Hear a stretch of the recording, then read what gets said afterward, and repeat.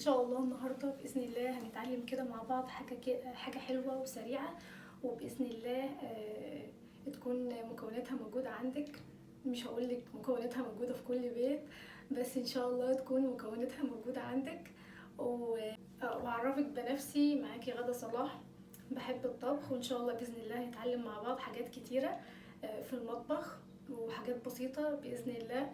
ما تنسيش تشتركي في القناة لو لسه مشتركتيش في القناة، وكمان تعملي لايك وكومنت جميل لو عجبك الفيديو علشان تدعميني بيه.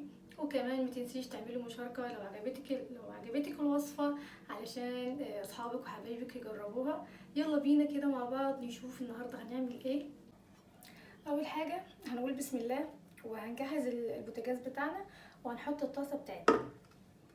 عبال ما تسخن معايا هنا حباية توست واحدة، تقدروا تكتروا طبعا زي ما تحبوا، وهنزل عليهم بحبة لبن، حبة لبن قد بس ما التوستاية تشربهم، يعني ما نكترش عشان ما تتبهدلش مننا. الطاسة بتاعتي سخنت وكمان التوست شرب اللبن كله.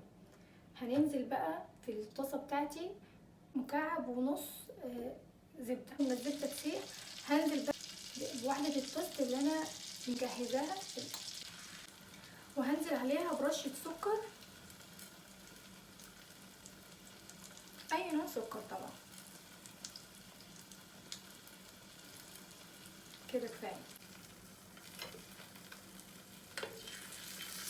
اول ما احس ان التوست احمر الناحيه اللي تحت، هحاول اقلبه بس بالراحه علشان متتقطعش.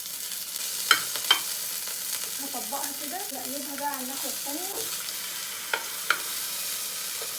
خلاص جهزت معايا. بصراحه انا مش هكتفي بالسكر اللي انا حطيته، كمان هزينها بالعسل، عسل ابيض. تقدروا تحطوا اي صوص انتوا بتحبوه اظن، وكمان تقدروا تزينوها باي نوع فاكهه بتحبوه. انا هزينها بالكريز. وادي كده الطبق بتاعنا جاهز. يلا ندوق، يلا نقول بسم الله وندوق.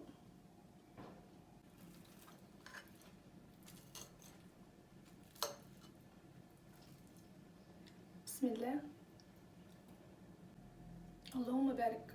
جميل جدا، مقرمش كده من بره ومن جوه طري كده وناعم جدا، وتحفه تحفه. جربوه ان شاء الله يعجبكم. ما تنسوش تشتركوا في القناه لو لسه مشتركتوش في القناه، تعملوا لايك وكومنت جميل كده عشان احبك.